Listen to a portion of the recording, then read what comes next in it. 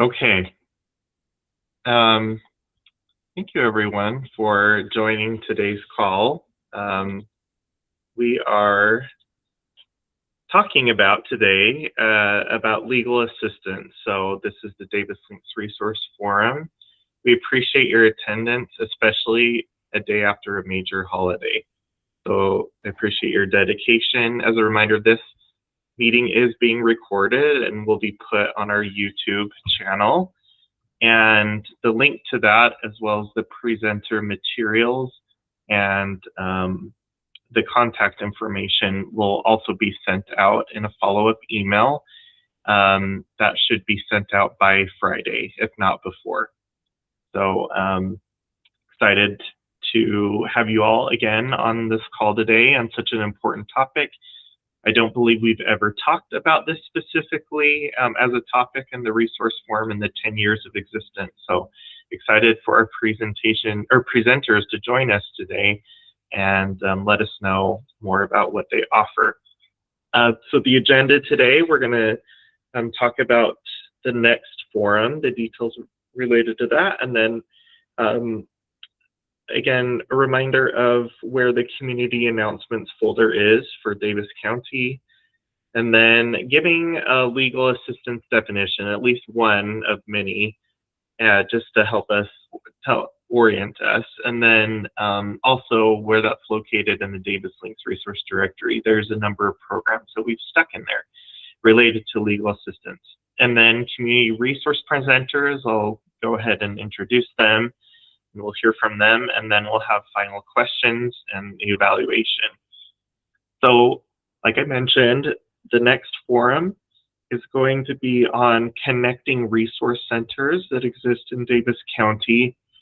So kind of a unique topic. This one will be in person only, and it'll be Tuesday, June 30th from 9 to 10:30 as always. And the location will be Davis County Administration or Administrative Building, 61 South Main Street, Farmington, in room 131. And the registration link is there on the slide, but it will also be sent out afterwards as well.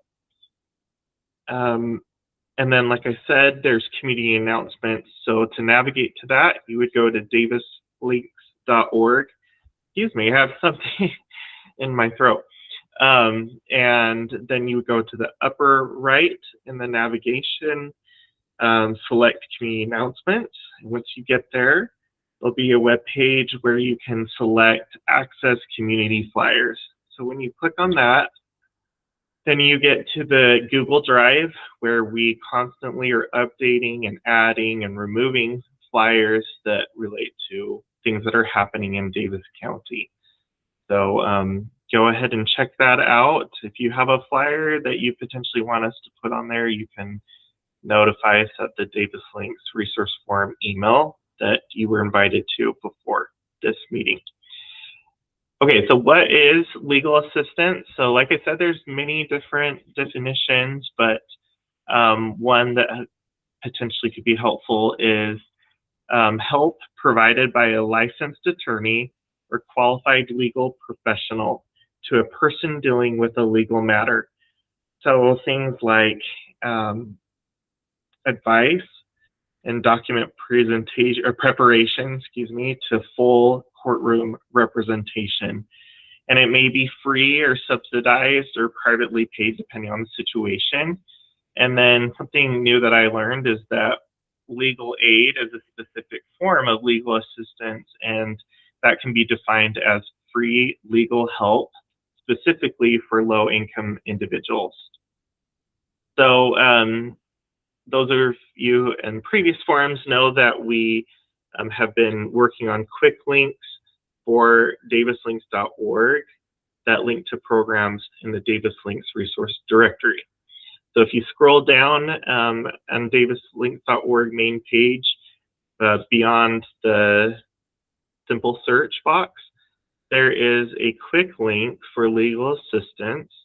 And then if you select legal assistance resources, it'll take you to this page that has all these programs that relate to legal assistance. And so we hope that that is helpful to you. We have people that are reviewing that just to make sure it's a complete, accurate list. And with that, I'm going to just list out our community resource presenters for today. So first we'll have Sydney Fifth. She's the Legal Clinic Program Facilitator for Utah Legal Services. So welcome. And then Brooke Robinson, Programs Director of Timpanogos Legal Center. And then Gina Krezi, hopefully I said your name correctly, but you can correct me if I'm wrong. The Executive Director for Immigrant Legal Services. Then we'll have Noella Sudbury, who is the founder and CEO of Rasa Legal. And then last we'll have Larry Schmidt, who is the State Agency Counsel in the Utah Attorney General's office, representing the Utah at Ease program, which serves veterans. So, and then just lastly, we'll get to that later, but there will be an evaluation at the end of this meeting. So we'll share the link to that in the QR code. And with that, I will turn it over to Sydney. So let me get the presentation up. Okay, thanks, Travis. Yeah. So I'm with Utah Legal Services, and we'll go to the next slide. So we have 70 employees, but these are our main people that do outreach. So many of you know Pamela Beets. She's our executive director. She has been working at Utah Legal Services for about 2 years as executive director, and she's really pushed our organization in a more technology focused way, and so that's been really exciting.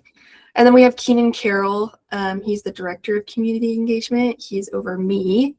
And then I, again, am Sydney Fisk, and I am the legal clinic program facilitator, which I know is a bit of a mouthful, but I also manage our partner referral program. That's what PRP stands for, and I'll go a little bit into that next. So Utah Legal Services, who are we? We've been providing free legal services for 50 years. We just celebrated a couple months ago, so that's super exciting.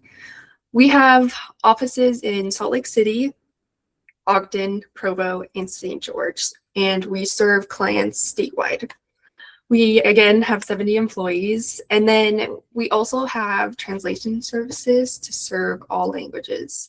It's like 120 languages, I believe, that we can serve through our translation services. And then our offices are now open to the public. With COVID, it got a little weird, but now we're fully open, so clients can come in. And then we have served over 20,000 people in 2025, and we're hoping to beat that record this year. Next, thank you. Okay, so this is the overview of our services. So when it comes to housing, we help with evictions and lockouts, voucher termination, so Section 8 housing, things like that, and then unsafe housing. So that means things like if a client's landlord turns off their water without them knowing, and they're not supposed to be doing that, we can help with that.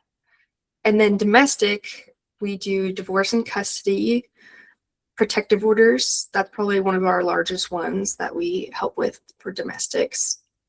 And protective orders have no income requirement. So if anyone needs a protective order, we can do it for them. And then also just any aspect of domestic violence, income is waived as well, or income requirements are waived. And then public benefits, we help with Social Security, disability, food stamps, and then Medicare and Medicaid. And so we can help people apply for those things, or if they've been denied, we can help them submit an appeal. And it's a pretty tedious process. They don't make it easy to apply for these benefits, so we are there to help. And then seniors, we can help with simple wills. We can help with things like that. And then for consumer in debt, identity theft is a big one, credit issues, debt collection. And then we also have a couple units that are more specific. So we have a migrant workers, Native American, and a veterans unit. And then overall, to qualify for our services, the client must be a legal resident, not necessarily a citizen, just legal resident. And then 200% below the federal poverty line based on their household size. And then the service level that we provide is decided by the attorney and the paralegal team. And then if a client would like to apply for our services, we have intake phone lines that are open Monday through Friday, 9 a.m. to 2 p.m. And then we also have an online application through our website that's open 24/7. So how that works is they fill out the same questions they would ask on the phone, and then it would connect them to an attorney via chat, or they could call in. So either way is totally fine. And then once an applicant qualifies, an attorney and paralegal team will be assigned and call them back as soon as they can. And then if an applicant is being assisted by a caseworker or a family member, the applicant must be present to give permission to us to speak to the caseworker or the family member. Okay, Travis kind of mentioned this at the beginning, but these are kind of the levels of service that we provide. So we start with advice. It's kind of the next steps the person can take themselves, the likely outcomes that they should see from the steps that they take themselves. And then we also have unbundled services where we assess the situation and we agree to a certain scope of work that we'll do. So that may be just drafting a couple documents for them or helping them prepare for court to represent themselves, but we're not representing them for the entirety of the case. And then full representation. So that's when we are there from beginning to end and everything is free again. And we have routine check-ins and updates, and sometimes these cases can take up to 3 years. And then kind of what I do and what my team does is we do community outreach. So we're really trying to emphasize getting out in the community. We do farmers markets, we do tabling events like this. And we also do clinics, which is where we'll have an attorney and some staff go out to a place like a senior center and sit down with those seniors and give advice on the spot. We have them fill out a little paperwork and then give them advice on what their issue is. Generally it's wills or power of attorney, stuff like that, but we are there for any issue. And so that's been a very satisfying part of my job. I love it. So. Okay, thank you. I did just want to explain a little bit more. There's not a slide on here, but the program that I manage for the partner referral program is a program where we're trying to cut out the middleman when it comes to domestic violence cases. So a lot of times clients are having to relive their trauma with calling their caseworker and calling, their public benefits people and just all of the people that they have to talk to about their situation. And so we have created a program where they can apply directly to us through their caseworker. And so that's the program I manage. But the next slide has my contact information if anyone wants that. And then we also do presentations on a legal issue. If you have clients that are worried about housing or protective orders, want more information on that, we're always willing to do that for free. And then we do clinics, or you can just connect with us and we can set up a meeting. And yeah, we have materials if you want those as well. So if anyone has any questions, they can let me know or at the end. But thank you so much. Thank you, Sydney. So wonderful to hear all the breadth of what you all do, and appreciate that you are willing to do the outreach and come today. I did forget to mention that we do have like a couple of minutes after each presenter to ask questions. So does anybody have any questions? You can put them in the chat or unmute yourself. Yeah, Rochelle. Not exactly a question, but Just a clarification, and Cindy, it's good to see you, but here in Davis County, the Older Americans Act, as we provide aging services, requires a certain amount of money to go to legal services. So we actually contract with Utah Legal Services to provide legal assistance for those who are over the age of 60, regardless of income. And Sydney did mention that, but as the aging director, just wanted to re-emphasize that does happen between Davis County and Utah Legal Services. So thank you. Yes, there are nuances to each of the areas of law that we help with. I did mention protective orders, like income's not required for protective orders. And there's kind of some nuances in other spots as well.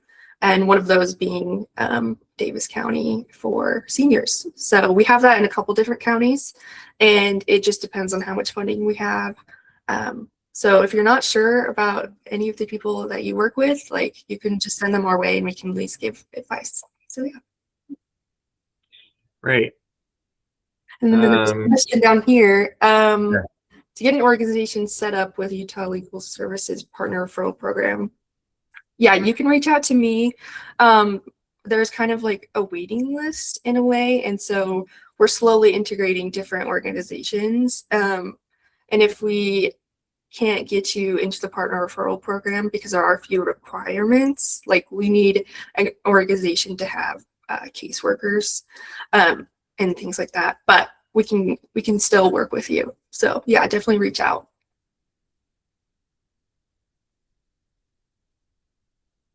Any other questions?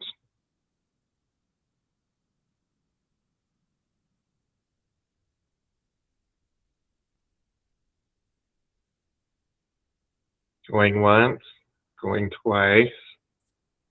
Okay. And hopefully we have a little bit of time at the end if something comes to mind. Thank you, Sydney. Thank you, guys. All right, I am going to switch over to Brooke's presentation. Okay, let's see here.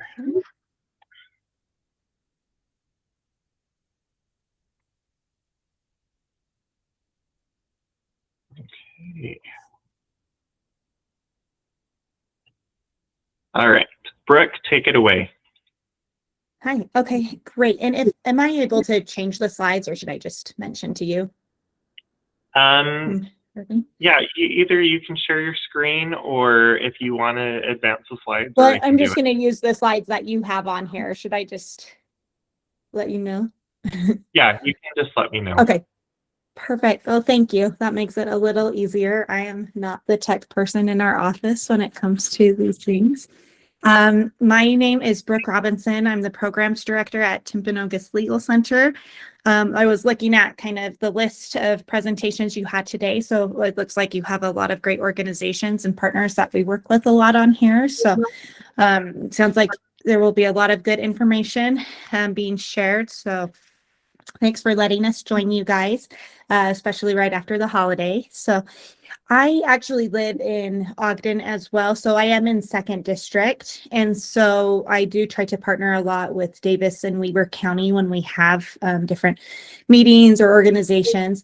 But we are a statewide organization. For those of you that aren't familiar with us, I think sometimes people get a little confused just because we did start in Utah County, and kind of what a lot of people know us for is the Big Family Justice Center clinic that we do on Tuesday nights in Provo.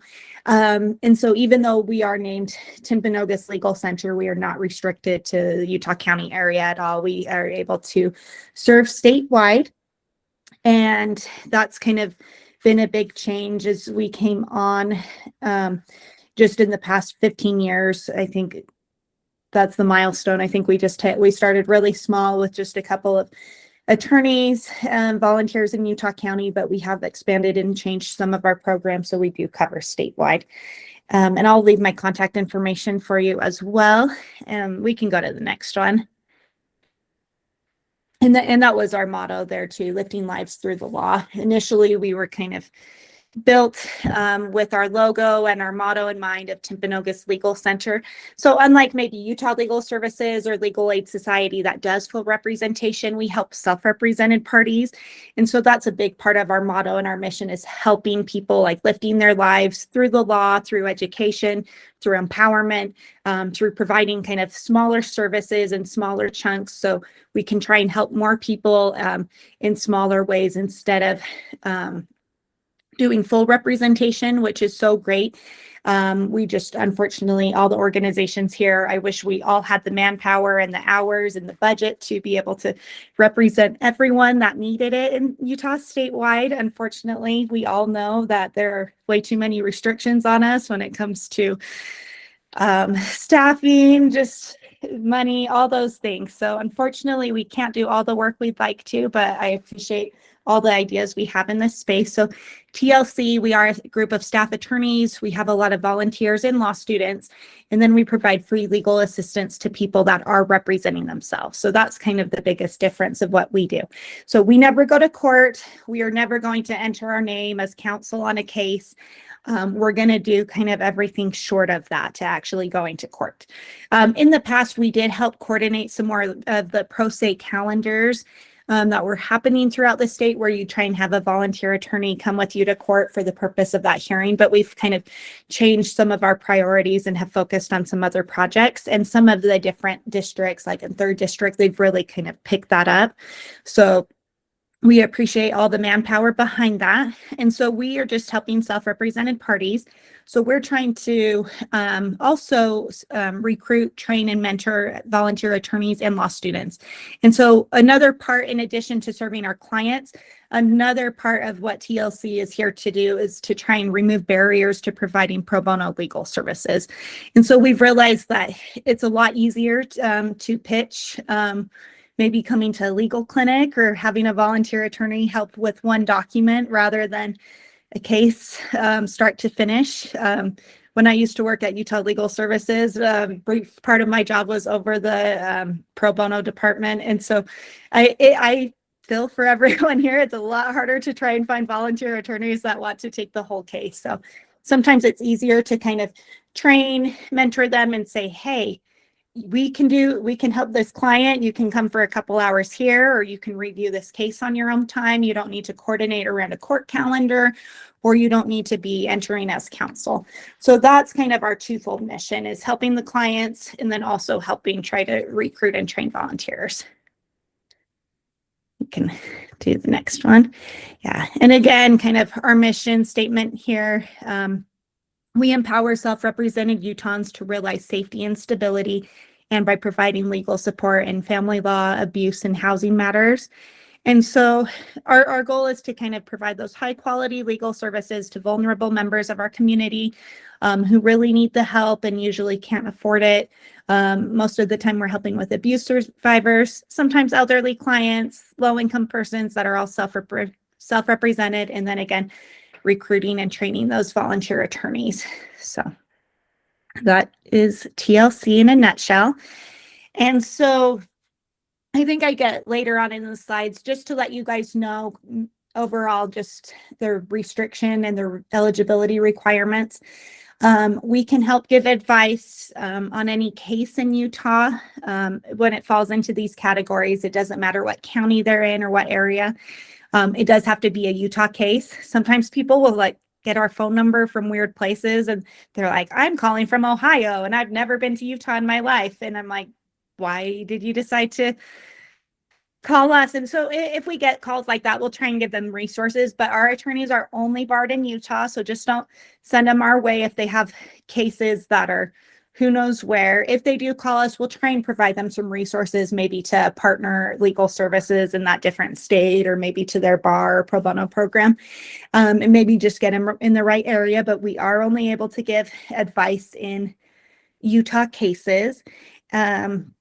We have different grant requirements. So as long as they're either a victim of crime that's tied to their case, so if there's been either a certain victim of either, there's a list of crimes that we have on our website. It's mostly domestic violence, but there's also other things, different instances of abuse, assault, some of the other things that come up. We can help as long as we can tie their case to that victimization, regardless of income.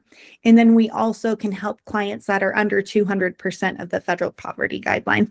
So as long as it's a good case type and meets into those, we can either try to qualify them either on income or on victimization. So primarily, we're going to be helping advise on family law cases, divorce, custody, modifications,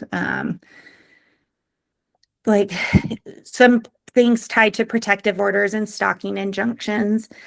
We can talk about kind of the different relationships on those, what they should file, give some coaching. Usually we don't directly draft the protective orders. We'll often refer to partners or they'll have victim advocates that can assist them. If they're really stuck and struggling, we'll help talk them through it or do a clinic appointment to talk about those, or if they need something reviewed. But yeah, so it's going to be family law matters, protective orders, some guardianship cases and elder law cases, limited to, we aren't going to talk about, unlike Cindy was talking about with like the wills and trusts, we aren't going to advise on those. We can maybe kind of give them some brief direction, kind of say these are the types of wills, or here's the links for the power of attorney, but we'll usually refer to some other places that do more wills and estates and trust law. And we will talk to housing clients as well, primarily tenants. We don't typically talk to the landlords. There are some exceptions, maybe if it's an elderly parent who has, I don't know, an adult child that needs to be evicted or is causing kind of harm or chaos at the home. If they need a protective order, we'll sometimes talk to landlords in that situation. But typically we're just going to be giving advice to tenants. But some cases, if it's kind of a self-represented landlord, they own one property, it's their home, they're renting out, and they need to get some assistance for their safety, we'll talk to them as well. But we aren't going to be like talking to the big, owners of the big apartment complex. They have their own counsel, so they don't need our services. So those are the case types. And then kind of, as I mentioned before, we cover all of Utah, including Davis County. So we're happy to assist in any way. If you guys see any gaps or have any suggestions or questions for us, please reach out. I'd love to know ways that we can better serve this community. And I want to make sure if anyone's falling through the cracks, we just want to make sure that we are reaching out and that we're getting our contact information out to anyone who might need it. I know that the court has our number and brochures, and they give that out all the time, as well as some of our other legal partners. But if you need any materials, we're happy to provide those as well. I think we're in the process of reprinting some brochures, but I'm happy to bring down cards or brochures or anything you might need. If you'd like, I can drop those off at an office or mail those. And so probably with our victims, I'd say about 2/3 of our time and clients are usually victims of abuse. The primary cases would be domestic violence. That's probably the majority of what we do. And then also just low income people that aren't able to afford full representation and often just need help in a little chunk to get started and get in the right direction. Again, tenants, and then someone trying to protect an elderly or disabled person. So if we have someone calling and they have a family member they're worried about as being abused, or they need to get APS involved, we're happy to try and give some direction to them. And we can either give them advice at a legal clinic or over the phone. So that's who we serve. So I love being able to talk to you guys more because I really want to try and do more with Davis County. And again, like I said, I'm really close, so I'm happy to provide whatever resources you might need. Okay. And then I'll talk a little bit about what our programs are for those of you that might not be familiar. We do have a legal advice hotline. The hours are 9 to 2, Monday through Friday, where we can try and give brief direction and advice, kind of some resources, get people in the right area. So this is a little different than like the intake Utah Legal Services does. They're screening for their cases to see if they can take them in-house. The nice part about our hotline is when they call, we just have attorneys on there so they can call and talk directly with an attorney. They don't have to wait or get redirected. We are very busy though, so if they miss us, just make sure they're leaving us a voicemail and we will call them back as soon as we can that day. We might just be on the other line, and we do need to know that it's a safe phone number. So if someone calls us or they talk to you and say, hey, I tried to call Utah Legal Services. I called them 10 times, but they never answered and I never left a voicemail. We can't call them back unless they leave us a phone number, and we can't be leaving them messages unless we know it's safe.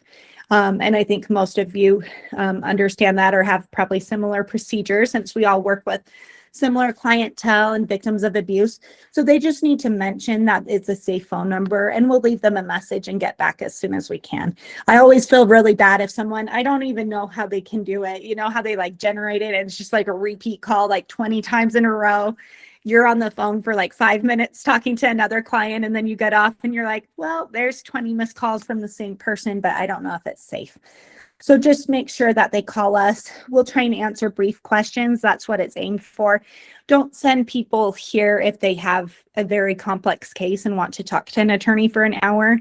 If it seems like a difficult case or they're at the beginning of the situation, we're going to refer them to set them up for a clinic appointment, because that's where we're going to have more time and we're going to have more resources to adequately address all those questions, because we always feel really bad if clients have a lot on their plate. There's a lot of trauma going on and they feel rushed. We don't want them to say, okay, give us your top 2 questions really quick. If it's something important, we want to set them up for a clinic appointment. So that's our legal advice hotline. Again, we're open Monday through Friday. We're usually only closed if it's a holiday, or sometimes if our staff's at an all-day training, we might close it. But always leave us a voicemail and we're going to return all of those. And then we do offer different legal clinics throughout the state. I mentioned that our main Family Justice Center that we got started with is in Provo. That's on Tuesdays from 5 to 8 p.m. I know that one's not as helpful for you guys since your clients are in Davis County. That's just so they're aware there is a weekly in-person option. But then this is what started during COVID when we had to close our in-person clinic. We realized there was such a need, and it was a great way to start really serving everyone throughout the state. We started doing an online clinic at the same time. And so it's also on Tuesdays in the evening, and we do that over Zoom. They just need to contact us a day or 2 before. They need to get on our list, and then we'll send those screening forms ahead of time, and they can fill those out on their phone or computer. So the clinic in Provo is a walk-in clinic, but the one online on Tuesdays is by appointment only. But we're happy to talk to clients there, get them scheduled, and get them on the list. Right now, this is probably our best way to serve Davis County. We do have other regional clinics throughout the state where we either partner with different domestic violence shelters or other community organizations. Our main one that we do in the 2nd District area is at the YCC in Ogden.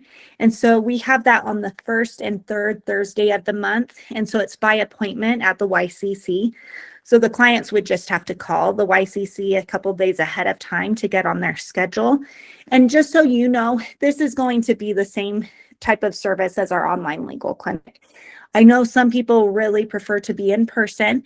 If that's something your client really needs and they need to be talking to someone face to face and they really don't like using Zoom, they're welcome to contact us and get on this list. I know it's a little bit more of a drive.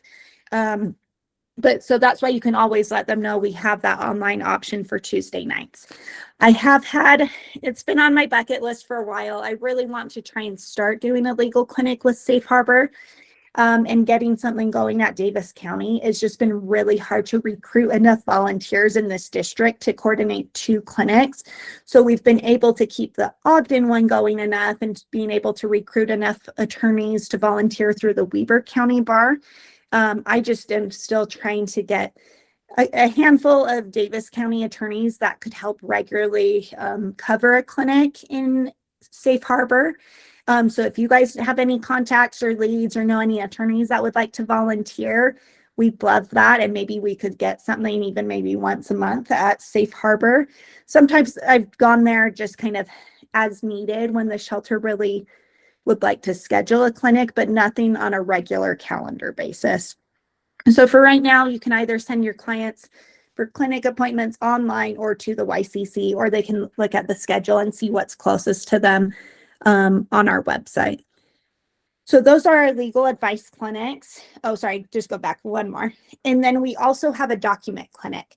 So we've realized that it's often hard for clients that are self-represented to go in and represent themselves in court. But it can be very useful, even if they are kind of a little hesitant or a little shy to go in before court and make their arguments before the judge or commissioners. It can make a really big difference if they at least have good documents and the commissioner has already reviewed those findings, if they've already reviewed those documents. And so even then they can just go into court and say, hey, I filed this petition or I filed this motion for temporary orders. A good commissioner or judge can review and look over those well-written documents. And then the client can just say, yes, I want to ask for everything that I have in those documents, kind of have a couple statements prepared to make at the hearing. But we've realized that there's a big difference. Just having good documents can make to a case for a self-representing client. So we can sometimes help draft or review certain documents, usually on family law cases for our clients. So if they contact us, we can screen them for our document clinic. And so most of the documents that we'll be assisting with are on family law or custody cases, something tied to those family law cases. So if you know someone that is representing themselves but really just needs some assistance with documents, send them our way and we'll see if that's something we can help with. And that's also a service we do remotely as well. It's not like they go to one certain center and they get help with documents in person. We're going to screen them. And then if they qualify, we're going to have either a volunteer attorney or a law student or a staff member reach out to them and help either draft or review the specific document that they need. And then we also provide a lot of support for other service providers. We do a newsletter. We have a monthly victim advocate training called Advocate Connect. We can provide a lot of different support with some of the meetings and committees that we're on. We help do free CLE trainings for our volunteer attorneys. So if you know any attorneys that need some CLE, it's a great way to kind of get the word out for TLC. And also we heavily recruit at our CLEs and try and get volunteers. And we also do trainings on a lot of domestic violence related topics or trauma informed topics. So we've realized, yeah, our partners, the people here at Davis County and with Utah Legal Services and everyone else here, we try our best to be trauma informed and go to these trainings, but maybe the regular attorney in private practice, they might not be doing all the trainings or know kind of how to work with a victim that's been through domestic violence. And so a lot of our CLEs really try to incorporate that, and we try to bring these things up so attorneys that aren't seeing this every day can be better trauma informed or know where to send people when they do need help. So we do kind of a lot of secondary services on the side and working with partners. We have a lot of handouts that we've prepared. You can find those on our website. We're happy to share those. We aren't trying to keep them as any like TLC work products. We prepare them with the purpose of sharing them with clients and community partners. So feel free to check those out. And next slide. And as I mentioned before, our main regional clinic is the YCC in Ogden. So here's the address and the details about it. So for right now, that's going to be your closest in-person option. So, and again, I'm in touch with several of the advocates at Safe Harbor. If they have questions, they usually call us directly, and sometimes we'll do a three-way call with their client. We'll try and give advice. And then if they need more help, they'll refer them to the online clinic. But if there's more that we can do, sometimes I go do victim advocate trainings there, but it's maybe been since last year. But we would love to get something started with Safe Harbor. That's a little closer to you guys. Okay. And next slide. Okay, these are just some of our numbers. We can skim over that. I know we're kind of going over on time, so let's see. And this is just kind of how to find stuff on our website as well as the court's website. So this just shows some examples of resources that are on our website. So if your clients go here, you can click on our website. You can go to either legal resources or supportive resources.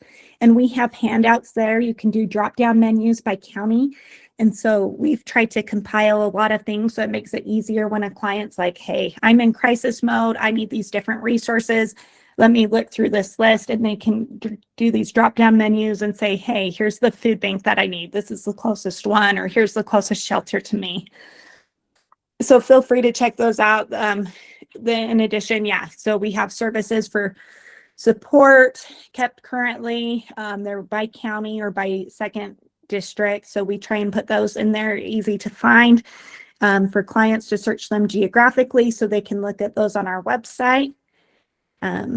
Next one. And then this is just an example of one of our handouts. Obviously, we know that the court system can be confusing. You might be dealing with different types of cases, and they all have different roles for the victim or for the client. They might have a different title. There's different burdens of proof. And so they might be dealing, with the criminal case if their abuser gets arrested or if they get arrested themselves. They might have a divorce case and a protective order and something going on with DCFS and the juvenile court. So it can be complicated. That's why we've tried to provide a lot of handouts on our website. Next one. Yeah, so that's kind of TLC in a nutshell. There's my address. This is my phone number, so just don't give that one out to clients, but you guys are welcome to call me as well. I'm happy to try and answer any questions or provide any services if you have any suggestions on how we can do better in Davis County. But yeah, you're welcome to go to our website. We've got the main phone number on there. You guys can use my email address and phone number, but just give out the website and the phone and our hotline to the clients. Does anyone have any questions? I think I went a little over, so Yeah, I appreciate your we've time got- and reaching out. Thank you so much, Brooke, and thank you for your patience with me as I advance slides or needing to go You're back. fine. So we'll just, in the chat, people put, can you list the hotline number, and then can you repost the number for the document clinic? So, as we go to the It'll next be the presenter, same line. Yeah, so I'll put in our main line here and then our general email address. great. And unfortunately, I'm going to have to hop off, so I can't stay till the end of the meeting, but you've got my contact information if you do have any more questions. Okay, Joyce just quickly said, do you have a list of pro bono attorneys that help with the court system? I mean, So those we are don't some have of the like programs. yeah. So if they contact us, we can kind of go through and show them our legal resource sheet. We don't list by specific attorney just because we used to have kind of a volunteer low bono list. We are in the process of revamping that. Usually we're going to be referring to specific organizations and either say this place could help for free, this place is sliding scale, or here's a directory with the bar. But if they do contact us directly, we're happy to provide those resources. It's just a little hard because we aren't allowed to kind of refer or give specific business to certain attorneys. Usually, if they need full representation, we're going to usually be referring them to Utah Legal Services. If they're in Salt Lake, Legal Aid Society, or the BAR's Pro Bono program, or Modest Means. Okay, thank you so much, Brooke. We'll need to move on to our next presenter. So Thank you. have a great day. Thanks. Thank you. Okay, Gina, we'll have you go ahead and present. I'll pull up the slides as well. Hello. I would like to, can you guys see me okay? Yes, I can see you. I'm going to pin you in just a second. Says my thing might not be seeing me. Okay, so sorry. So you might be interrupted by my granddaughter. She's chomping at the bit for me to get her down to her mom, so sorry. So the name Immigrant Legal Services pretty much defines exactly what we do. But we don't do Google trying to get an engineer. We don't help farms get folks to help work in their fields. We don't do any of the seasonal work for up in Deer Valley. We don't do any of that. We are helping people that are already here, that came here trying to do the legal path, shall we say. And so I like to play a game with folks in regards to what they know about immigration, because I think the current administration has kind of made people confused, perhaps, of what they truly think about what immigration is, or how easy it is, or how hard it is. So before we jump into, and I call that asylum jeopardy. But before we jump into that, I want to explain a few things about what we actually do. We do citizenship, we do DACA renewals, we do green card and green card renewals. We do EADs, which are work authorization cards. We do adjustments of status, which basically means somebody came here, they got one piece here. Now they can adjust their status to get a green card. You get your green card, then you can get your citizenship. It's just one of the steps in the process. We do U visas and VAWAs. I assume most of you here know what a VAWA is. Violence Against Women's Act. You'd be amazed at how many men actually qualify for that. You have U visas are victims of violent crimes. That the only way that an individual can qualify for a U visa is they have to be a victim of a crime in the United States, working with the Justice Department, police department, prosecutors to bring the party to justice. And they have to sign off on it that, yeah, they did do that. It's the only way you can get a U visa. And then we do asylum, affirmative and defensive. So that is what we do. We do it at a low bono. We don't do pro bono. We have discovered that when we offer things for free, the clients tend to drag. They don't feel the urgency to bring their documentation in because they don't feel the deadlines creeping on them. And I don't believe that we should have to chase our clients to assist them and get their documentation. They need to care more than we do. So now we'll play Asylum Jeopardy. Can you click the next? Just a little bit. This is what we do. I kind of went through all of this. I feel it's really, really important to state what our organization believes. The only people in this country who were not immigrants are literally Native Americans. So if you're like anybody else here, your family came across through the plains with pioneers or building railroad tracks or whatever it is, you came across from another country, your ancestors did. They're really no different. My ancestors came across as pioneers, crossing through rivers, carrying their children over their shoulders, losing everything as they did so. Not much difference. They might have spoke a different language. Some speak Spanish now. Mine spoke Dutch, and I just literally, my ancestors would be so disappointed right now. Norwegian, whatever. Anyway, long story short, the only people that are actually Native are Native Americans. So if you can, next slide. Okay, so the only things that qualify for asylum. Some folks in recent years have stated it's like the magical door. You show up at the border, you can knock 3 times, a magical door opens up and you are given asylum. I've actually heard the president say that 95% of these people that apply for asylum, they never even show up for their hearing. I can absolutely guarantee you that is the biggest falsehood in the world. If they don't show up for their hearing, they're done. That is their only lifeline. So I guarantee you, they're showing up. So these are the 5 ways. There are only 5 ways that you can get asylum: race, religion, nationality, political opinion, and special group. Special group can be several different things, but the majority of them are LGBTQ plus community.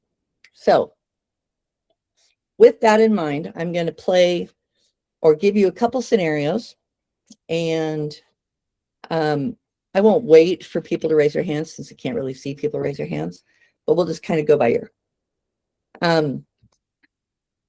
All of these are true stories, by the way. A 10-year-old boy in Honduras,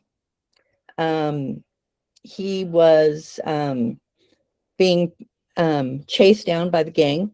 The gang wanted him to join their gang. He didn't want to. He refused. So they kidnapped him, and the family couldn't find him. And when they did find him, he was hogtied with his head cut off. But that wasn't good enough for the gang, because now they have to make a statement for all the other boys in the neighborhood that don't say no to us. So they go after the family. And when I say family, I mean grandma, grandpa, all the way down to aunts, uncles. They're going after them all. So they take all of their family and they run to another part of the city in Honduras. Not good enough. Gang finds them, tries to go after them again. They run to the border. Is that asylum? It is not. It is not. They were denied. Another family, also in Honduras, a woman's sister disappeared. She kept getting pieces of her sent, like a finger, another finger. If you don't give us money, we're going to keep doing this, and eventually she'll be dead.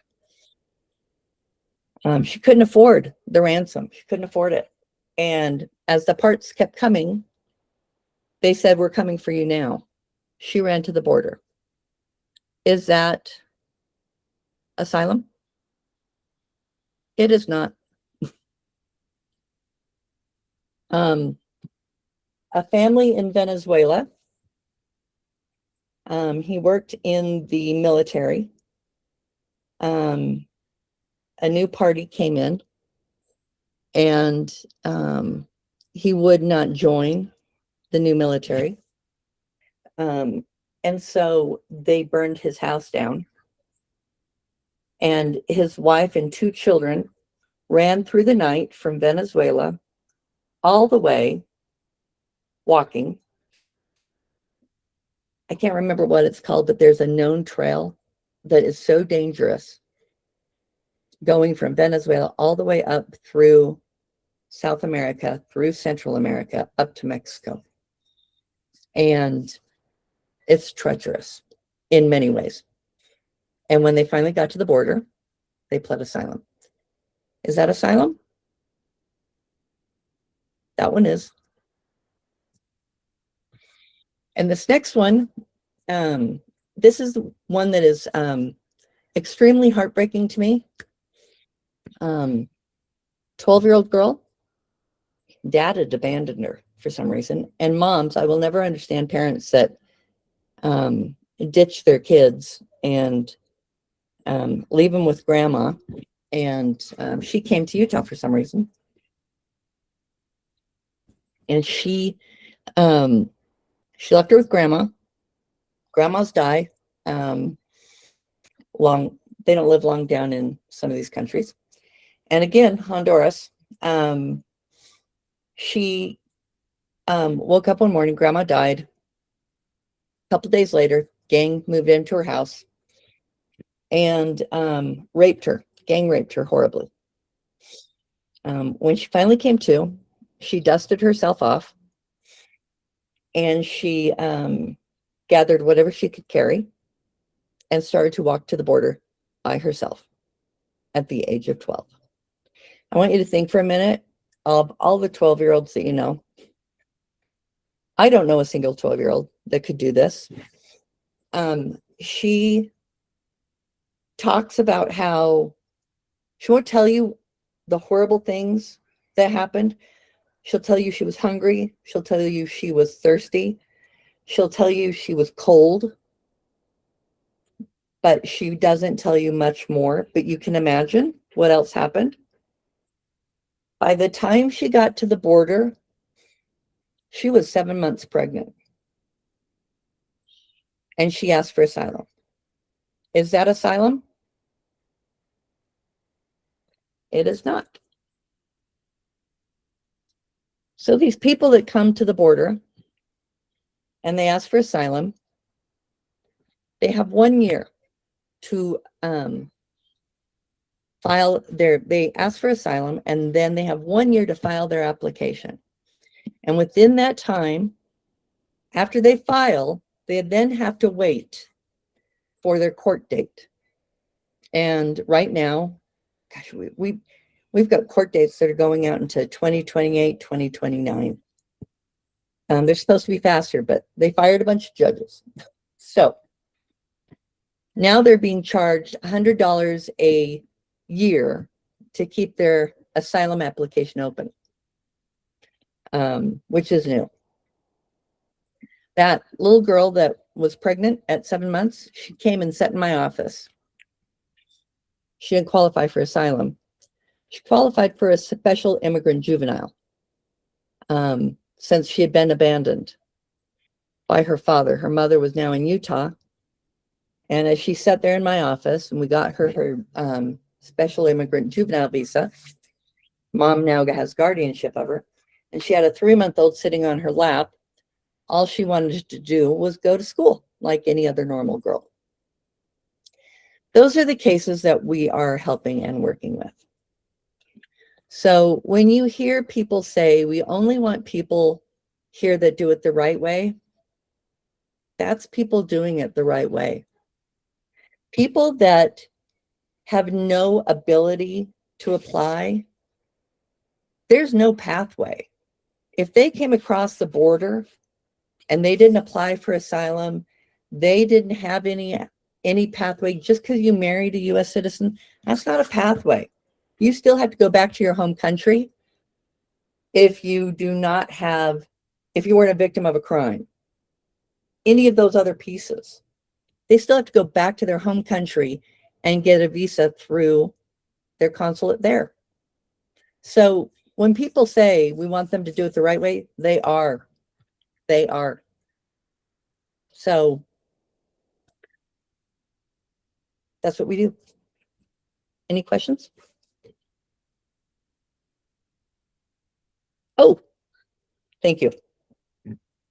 So interestingly, with the way things are going, I've had to tell all of our clients, and I would encourage you guys with your clients as well, folks that you work with. We have told all of them, if you have a phone and you use facial recognition, turn it off immediately. Because if you're handcuffed, because they're not playing by, ICE isn't playing by the rules anymore. If you're handcuffed, they can pull your phone up in front of your face. It opens up your phone. And now they have a way to track all of your locations and all of your. Go potty. Okay, go potty. I'll be done in a minute. Okay, I will be done in a minute. Sorry. Can I poop? Go away. Can I poop? Yes, go ahead, please. Can I poop? Sure. Oh my God, I'm so sorry. Anyway, where was I? Oh, once they open up your phone, they can see all your locations. They can now see where you hang out with your friends. Your friends are probably immigrants too, or your family, so we can go there too. They go pick up folks. They're not being judicious in how they're tracking people. They then can also open up your social media. So we're telling people, turn off your facial recognition. If they want to get in there, they'll have to ask for your passcode. And if you don't want to give it, you don't have to at all. You need to ask for an attorney, but you don't have to give them the access.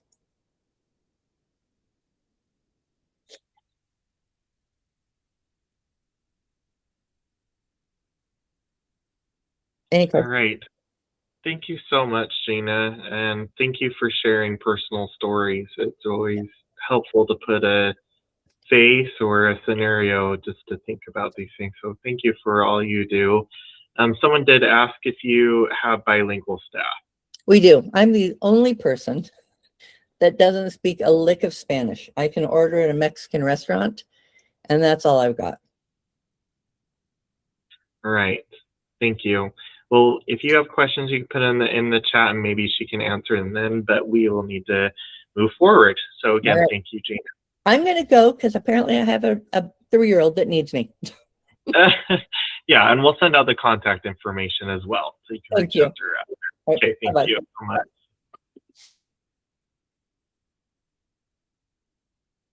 All right, so now we are going to have Larry present.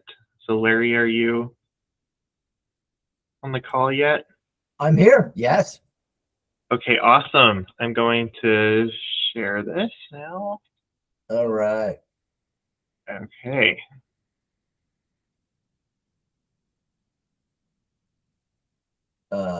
Let's see. Others will see your fully. I'm trying to get my face to appear. I don't use Google much, but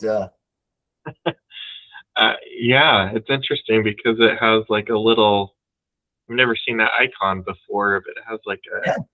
No idea what that is. But you know what? You can hear me. You don't need to see me. So let me share what I got with Davis County. Is that okay, Travis? Yep, sounds good.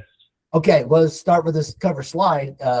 First of all, Utah at Ease partners with a lot of existing programs. For example, Brooke from Temp Legal. We've worked with Temp Legal since the beginning. Our beginning is 2018. So in 2018, the state of Utah, those 3 elements right there, the Attorney General's office, technically, Utah State Bar, and the Department of Veteran and Military Affairs, they all got together and decided that we needed to look out for an underrepresented class of persons in Utah, and those would be service members and veterans. As a former JAG in the United States Army, I provided legal assistance to folks, Army and Air, actually, but it was very limited. There wasn't much I can do.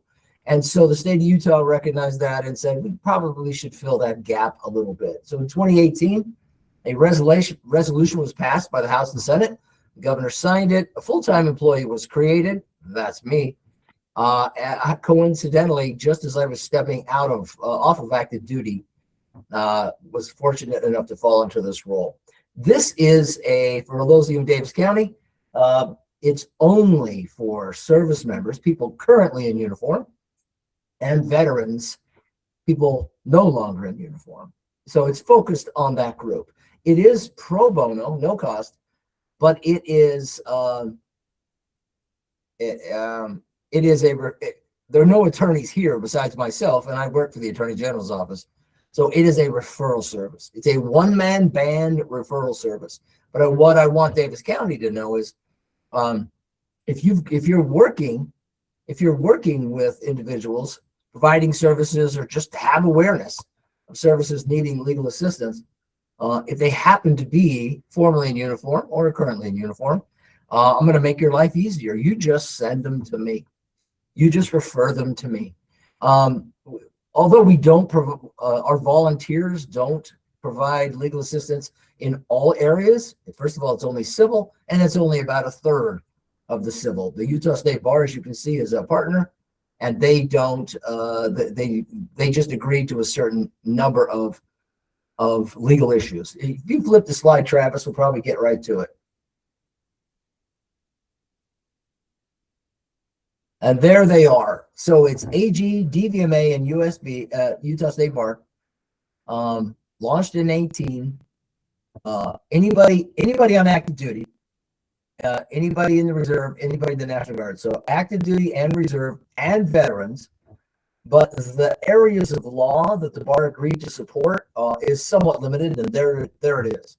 So if you're working with somebody and they happen to be a veteran or a current service member, and they're asking, and they have a legal need, you could save this slide, put it on a Post-it, and recognize that these are the areas we cover. Or you could simply say, I don't know if Larry covers this or not.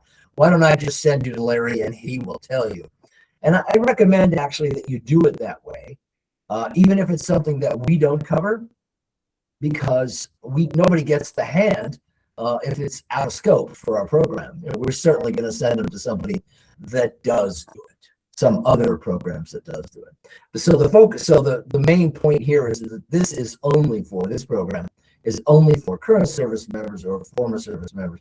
If in fact they are qualified, meaning we can verify. When I say we, it's me. It's a one-man band. There's only one person here.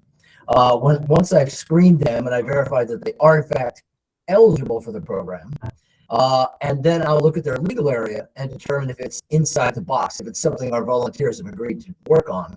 If it's not, that's when I'll do the further referral to somebody else. And those are the areas right there at the bottom of the screen. The first two are federal laws that apply only to folks in the military.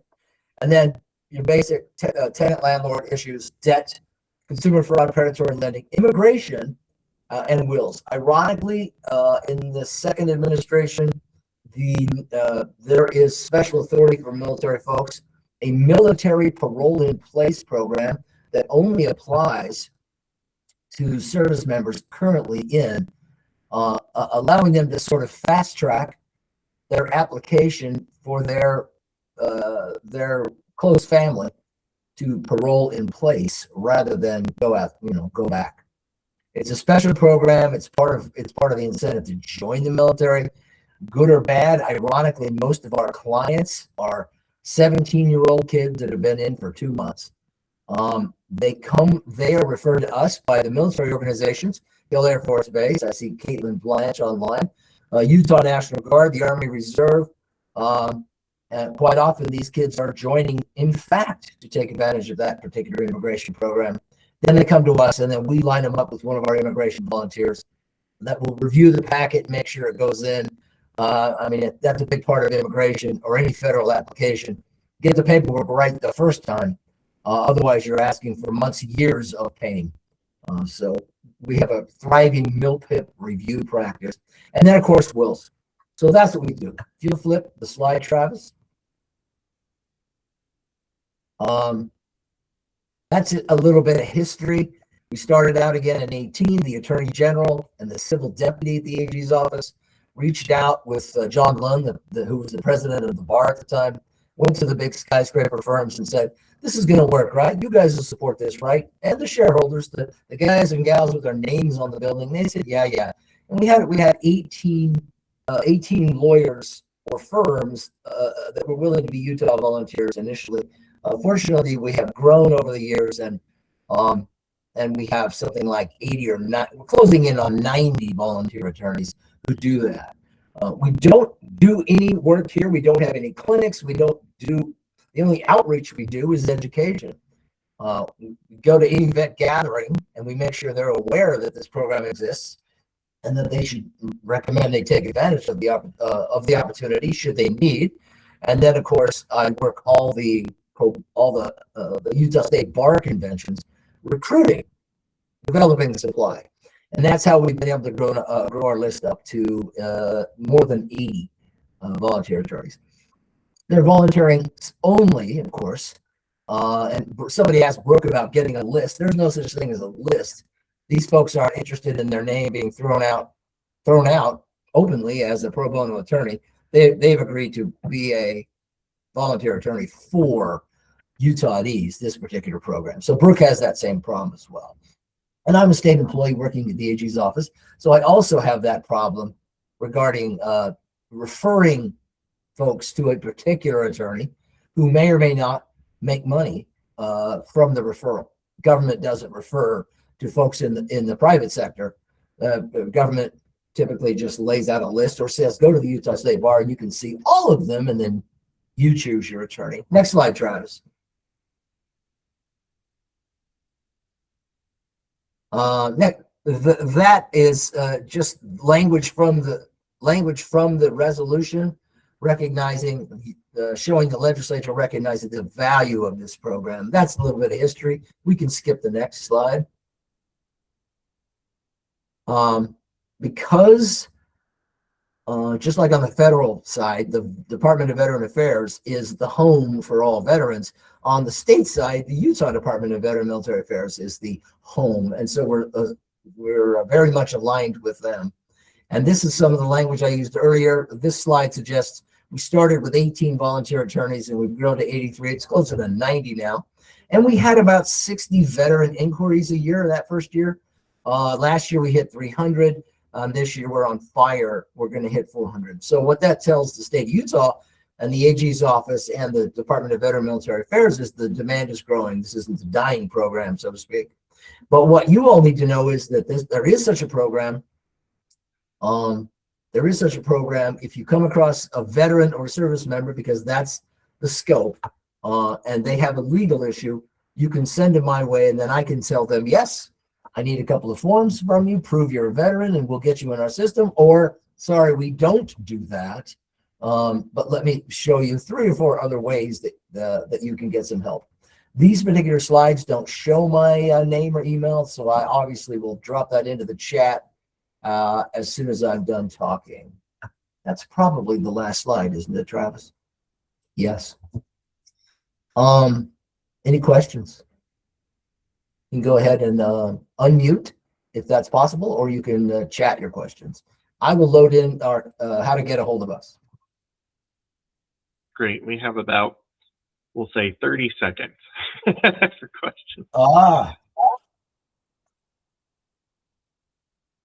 You know, All and right. then yeah, feel free to you know, put something in the chat, and then we can maybe look at the chat and respond that way. Thank you, Larry. And All right, yeah, Travis. a great program and something that I wasn't aware of until we started compiling these programs that you'll see again in the quick links. All of these presenters programs are in that resource directory, just so you're aware. Okay, I don't see any questions, so we'll go ahead to Noella. I'm kind of glad that we had you last now, because it looks like the internet is working for you to be able to show your face. So that's awesome. Hi, everyone. Thanks for having me. I was having internet issues this morning, so I'm happy that my internet is restored just in time. Rather than, I know we're a little behind schedule, so rather than go through slides, I'll just give a brief overview and then happy to answer any questions. So I represent an organization called RASA Legal. We have had a partnership with Davis Tech for a while now. And what we do is help people who are struggling with criminal records. Having a criminal record is a lot more common than people realize, a lot more common than I realized even. I learned after starting this work that over 850,000 Utahns are struggling with some type of criminal record. Criminal records, even old and minor ones, can be a barrier to housing, to work, to being able to make use of your education, right? Get a professional license in a field that you want to enter. But Utah law has changed quite a bit over time. And now there's a pathway forward. And so for individuals who are struggling with either misdemeanor or felony records, there is what is called a legal expungement process that allows someone to go before the court and, if they meet certain conditions, clear that criminal record. And RASA Legal helps people through that process. So some things you should know. Not everything can be cleared. So whether you're eligible to clear your criminal record typically depends on 3 things. Number 1, how many total cases that you have, because there are numerical limits. If your record is too long, you might not be eligible. Number 2, what those offenses are, because not everything can be cleared. First-degree felonies, registerable sex offenses, particularly violent offenses, are not going to be eligible for expungement because there's a public safety reason to keep those records public. And the third factor is how long ago you were involved in the justice system. And that's because the legislature doesn't want to let people expunge their records right away. They want to ensure that someone is done committing crime, and is committed to a crime-free life. And so those waiting periods differ depending on the severity of the offense. If we're talking about misdemeanors, typically you have to wait 3 to 5 years. If we're talking about felonies, typically that waiting period is 7 years. DUI is the very longest waiting period under Utah law, and that is 10 years. The nice thing about engaging with RASA Legal is that no one needs to remember these rules. The only things you need to remember are, number one, if someone is openly involved or engaged in the criminal justice system, and by that I mean they have an upcoming court date or they're on probation or parole, they're not going to be eligible to clear their criminal record until they're done. So long as they're not actively involved in the criminal justice system or have an open case, you can refer them to us. I'm happy to put the link to our unique Davis Tech tool in the chat. It's free to use our tool. We are a software empowered lawyer and have all of the criminal records in our database. And so that's what makes it really easy for someone to use. They can just type in their name and date of birth, and the tool will, for free, tell them what is on their record, and for each record they have, whether or not that record could be eligible for expungement under Utah law. So super, super easy to use. And once somebody uses the tool, they will appear in our system. They can then text or call or talk to anyone on our team free of charge. And they can provide kind of a limited scope legal consultation. From there, if someone qualifies for legal aid, we can connect them to a legal aid provider, or if they want to work with RASA directly to actually provide the legal services. Oh, I see a question in the chat. Right now, RASA can only work in states where our software is live and where we have licensed lawyers. And so that's Utah, Arizona, and Pennsylvania. If someone has charges in another state, that is a question that we ask as part of our intake process. We have robust partnerships with legal aid organizations all across the country. So we can also refer people to work with someone in another state. Unfortunately, the way the criminal legal system is set up, there's no centralized way to clear your record. And so if you have Utah stuff, you got to do it in Utah. If you have Colorado stuff, you have to do it in Colorado. But to the extent we have a partnering legal aid organization or nonprofit organization or our network, we can handle the Utah stuff and can refer out for the other stuff. But that's essentially how it works. Like I said, super easy to use. Someone doesn't need to understand the rules. If you hear that someone has a criminal record and is struggling with that and they want to know what their options are, send them to us and we will make sure to connect them to someone who can help them, whether that be us directly or another legal aid organization. RASA itself is a low bono lawyer, so we don't charge for any of the consultations. But if we have to go to court and represent someone, we can do that for $250. If someone meets legal aid criteria, as we mentioned, we have great connections with Utah Legal Services that has a waiting list, but often can help these types of people. And so we will refer them over there. So happy to answer any questions. Hoping to make up a little bit of time since we're behind, but that's us and what we do. And it's been a pleasure to work with Davis Tech and see that we can add value to people struggling with this. Thank you, Noella. And yeah, appreciate your partnership, like you just mentioned, with Davis Tech. I know that you do a lot of good in our community. Have seen a flyer for an event that you did in the past with Davis Tech. So, and feel free to share if you had any slides, you know, after this call, you can share them with me and then I can get it out to everyone. Looks like we have some question or a question. Can we, oh, well, two. So do you have flyers you can share number one. And can we get all the contact information? Yep, for sure. To use our tool, I'll send you the unique link for Davis Tech, but it's just a web tool. That's the easiest way to get in touch with our team, and having people use the tool first actually will make the call better, because then somebody can actually look at the person's records and be prepared to talk through them when they call in. But I'll share some flyers, I'll share the website, and would love to help anybody who comes their way.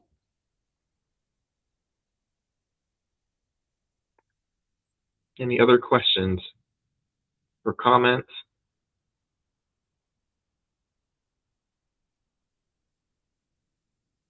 Perfect. Well, thanks for having me. Thank you. And we do have some time now, so if there were any other remaining questions for any of the other presenters, this is your chance.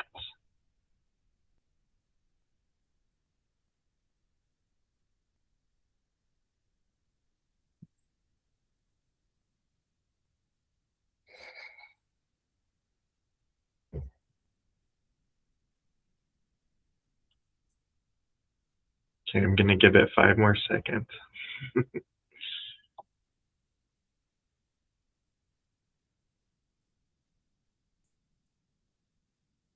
All right.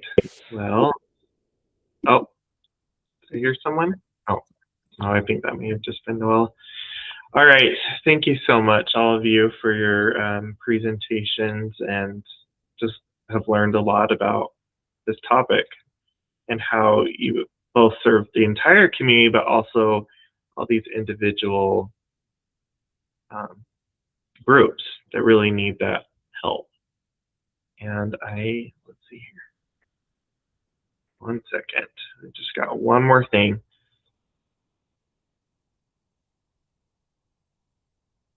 Okay. Hopefully you can see this. This is the evaluation link for this meeting.